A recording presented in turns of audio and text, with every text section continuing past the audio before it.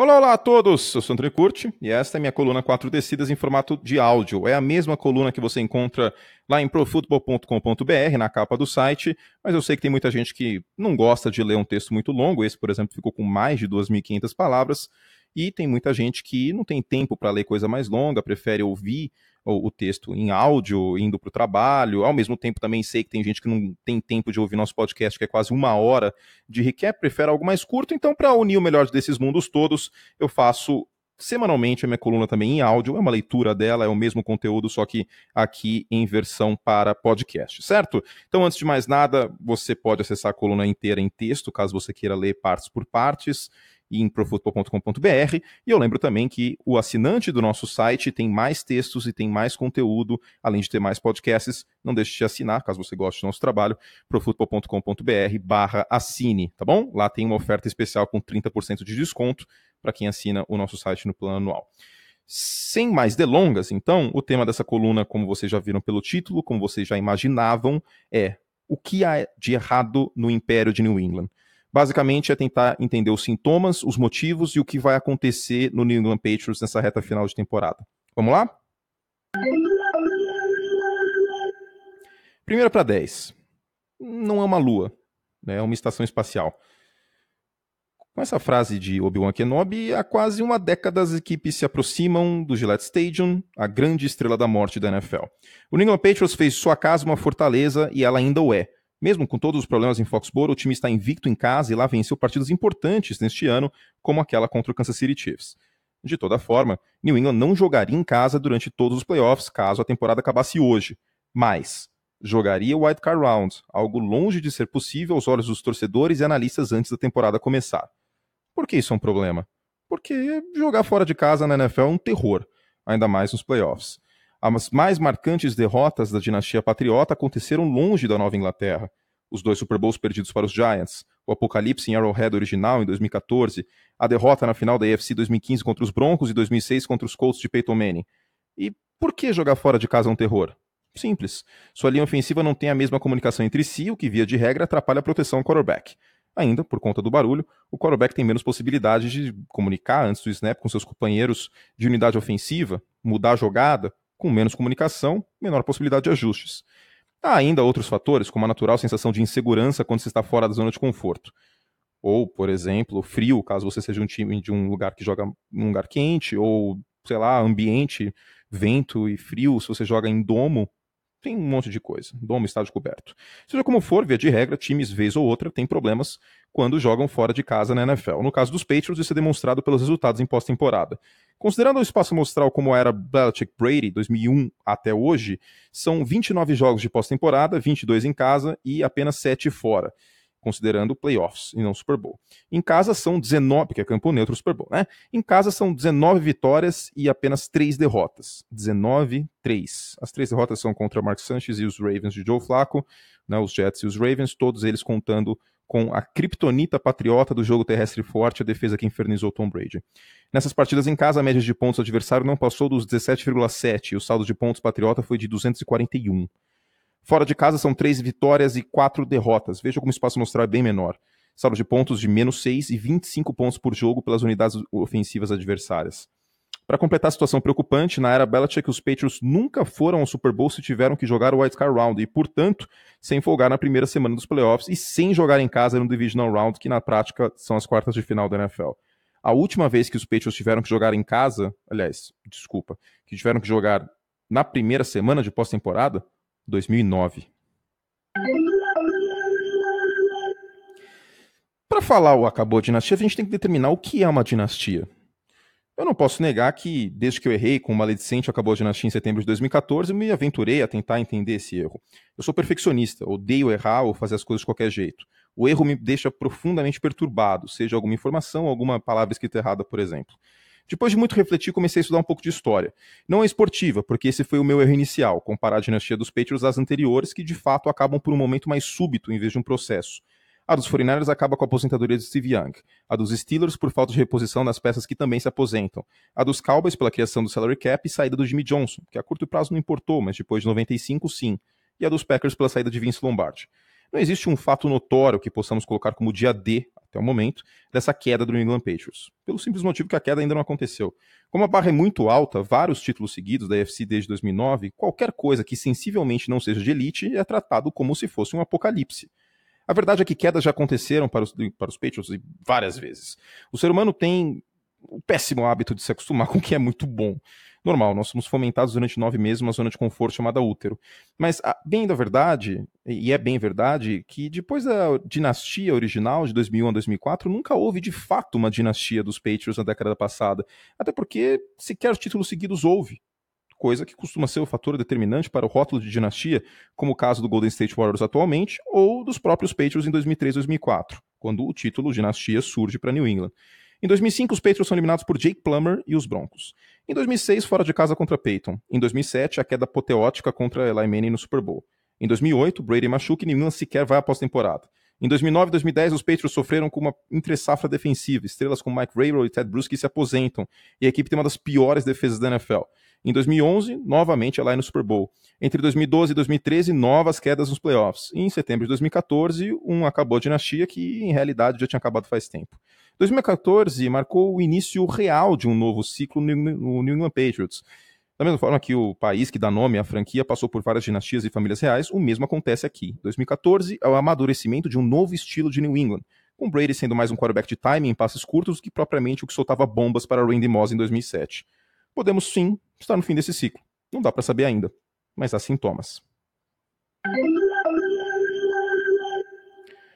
Terceira descida sobre quedas de impérios. Um pouquinho de história. Como eu disse, eu tentei estudar a queda de históricos impérios ao longo da humanidade para entender como o processo acontece. Peguei 3 exemplos. Um mais econômico, outro mais beligerante, por assim dizer, e outro mais fantasioso. A comparação faz sentido na medida em que a estrutura de poder patriota se assemelha a uma grande potência. Há um governante há anos no cargo, Belichick, e um enforcer, Brady, no campo de batalha.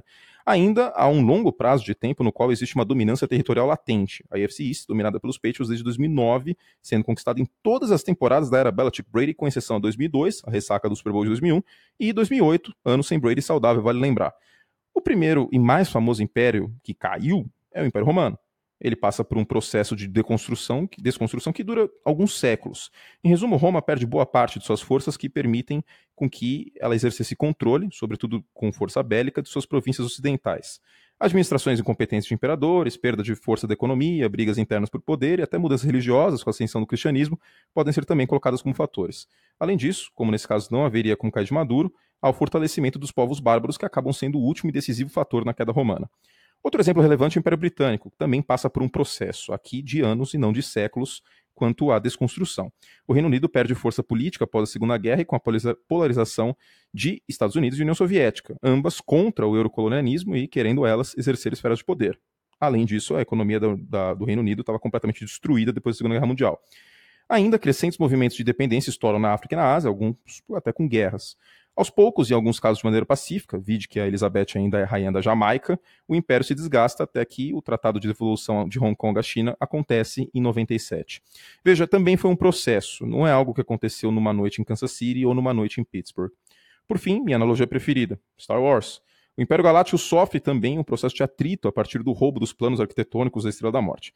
Depois sofre sua primeira grande baixa com a destruição da primeira Estrela da Morte e, por fim, rui de dentro para fora com Darth Vader salvando Luke ao impedir que o Imperador Palpatine fique jogando raio nele. Enfim, também é um processo, mesmo sendo um exemplo bem fantasioso, mas eu gosto muito de Star Wars, eu quis falar isso. No caso dos Patriots, embora não saibamos o final desse processo, se é que ele terá um final, vídeo recuperação em 2014, é possível dizer que há sintomas de que algo está errado em New England. Um processo que pode ser revertido ou não está em curso. Se você leu o artigo lá no site, ou se você me ouviu até agora, muito provavelmente você está curioso e deu uma chance para essa possibilidade. Dito isso, vamos aos sintomas.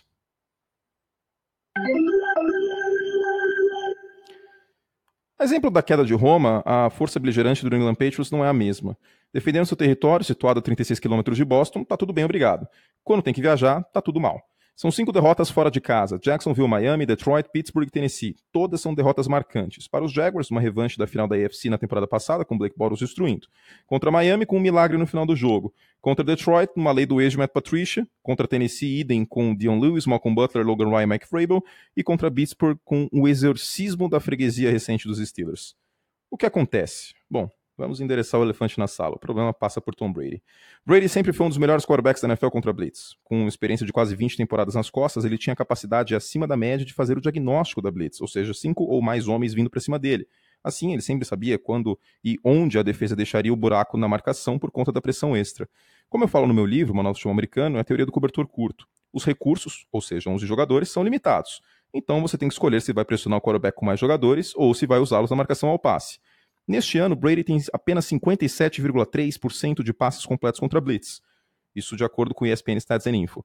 Contra 5 ou mais homens vindo para cima dele, Brady tem 4 interceptações essa temporada. Só Matt Stafford tem mais, com 5. Para completar, o camisa 12 está errando mais passes do que de costume. São 20% de passes fora do alvo nessa temporada, sua pior marca desde 2013. Apenas Sam Darnold e Josh Allen têm números piores. Na Red Zone, as 20 jardas finais do campo, onde os Patriots tradicionalmente são eficientes, a coisa também não está das melhores. A equipe é a 16ª da NFL em eficiência, exatamente na metade do ranking, com 58% das campanhas sendo convertidas em touchdown. Hoje, seria a pior marca da franquia desde 2008. Desde a semana 8, Brady tem 0 de 9 em aproveitamento quando lança na endzone. Não é tudo culpa dele, o time dos Patriots tem menos talento do que nunca. Fazia muito tempo que Tom Brady contava com tanta pouca ajuda. Para começar, a equipe perdeu Danny Amendola, Dion Lewis e Brandon Cooks, 3 dos principais ativos e alvos patriotas na temporada passada. O quarto que ficou é Rob Gronkowski, mas definitivamente ele não é mais o mesmo. O NFL Next Gen Stats calculou que a média de velocidade de Gronkowski nessa temporada coloca-o como o quarto tight end mais lento da liga. Como resultado, Gronk nunca produziu tão pouco. São 3,9 jardas após recepção como média, 23º tight end da liga no momento. Com comparação, ele teve 9,2 jardas após recepção de média em 2016, e ele foi o primeiro tight end da lista. Em um dos meus times de fantasy eu tenho o Rob. Eu não escalo ele desde a semana 6. Tradicional fatality patriota na endzone, Brady não completou nenhum passe para Gronkowski dentro da endzone em 7 tentativas nessa temporada. No último jogo, na campanha derradeira, foram 2, ambos errados. Quando sua principal virtude começa a falhar, o resto é exposto. Não é como se o resto estivesse muito bem. Os Patriots cometem erros em futebol americano situacional como há muito não se via, e eu falei isso na coluna passada. Na derrota para os Steelers, foram 106 jardas de penalidade, pior marca da equipe na temporada. 3 drops dos recebedores, também pior marca da temporada. Falando no resto do elenco de apoio, a Brady, para além de Rob Gronkowski, também temos problemas. Sonny Michel perdeu jogos por lesão e nos últimos 3 jogos tem 3,6 jardas por carregada. No período, New England tem 3,8, 27º da NFL. James White, desde a semana 11, não está produzindo jogo aéreo. São 34 jardas de média por partida, quando teve 56 antes disso. E por fim, a defesa. Ela mostrou momentos de força nessa temporada, é bem verdade que os Steelers não foram uma máquina ofensiva que seu elenco dá a indicar que podem ser. Mas a defesa contra a corrida virou um colapso impressionante. A espinha dorsal das defesas belichickianas sempre foi a contenção terrestre, a qual impede que os adversários queimem cronômetro e selem vitórias no último quarto. Nessa temporada são 4,99 jardas cedidas por carregada, segunda pior da NFL. Se a temporada acabasse hoje, seria a pior defesa terrestre da era Belichick. A segunda pior defesa da história dos Patriots. Da história dos Patriots, não só da história da era Belichick. A equipe defensiva sequer consegue fazer filtração, são 3,11 jardas antes do primeiro contato, de acordo com o ESPN Stats and Info. Ditos os sintomas, quais os motivos? Muitos. Seguidos drafts ruins, falta de investimento em pass rush, a defesa como um todo também, exceção à contratação do Stephon Gilmore, que é bom, mas oscila, falta de alvos para Tom Brady e um declínio natural. Eu sempre disse que o Brady não pode ser visto como um quarterback de 41 anos. Ele não é isso. Como retardou o processo natural de envelhecimento por meio de suas dietas doidas, é como se ele tivesse 37. O problema é que essa é a idade de declínio para quarterbacks mortais. Dito tudo isso, acabou a dinastia? É cedo demais para dizer. O Houston Texans enfrenta, surpresa, um embalado Philadelphia Eagles fora de casa na semana 16. Quem diria? Nick Foles pode ajudar o New England Patriots depois de desossar a defesa da equipe em fevereiro. Os Patriots pegam Bills e Jets em casa e devem vencer. New England, com campanha igual ao de Houston, fica à frente por conta do critério de desempate, a vitória na semana 1. Se os Texans perderem para os Eagles, tudo indica que os Patriots voltam a ser o segundo cabeça de chave da AFC e, por tabela, se recuperam na bye week, que é algo essencial para o Brady, como eu já também falei nessa coluna antes. Aí eles jogam na Estrela da Morte no Divisional Round. Se vencerem, e tudo indica que podem, porque em casa estão jogando bem, poderiam enfrentar os Chiefs, sua defesa patética no Arrowhead, e, surpresa, podem vencê-los no palco do Acabou de Nascer original de 2014. Voltam ao Super Bowl mesmo com todos os problemas que eu falei. Parece filme e é o que o Bill Belichick costuma aprontar. Portanto, a gente está no meio de um processo de queda, tal como os outros impérios que eu falei. Pode dar ruim e termos o final da dinastia patriota, tal como outras dinastias acabaram na NFL, Packers, Steelers, Cowboys e 49ers notoriamente. Ou eles contam com o Nick Foles, fazem lição de casa e dão um tapa na cara de todo mundo de novo. por enquanto eu fico com essa segunda opção. Não, ainda não acabou a dinastia. Quando acabar eu te aviso.